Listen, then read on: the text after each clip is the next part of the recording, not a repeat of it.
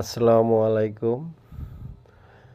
আমরা ঘুরতে আসছি ঢাকা গুলশান ১ নাম্বার পুলিশ প্লাজারের পাশেই একটা পার্ক, নিকেতনের সাথেই।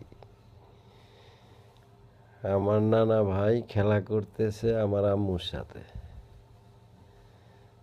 তাই একটু ভিডিও করলাম।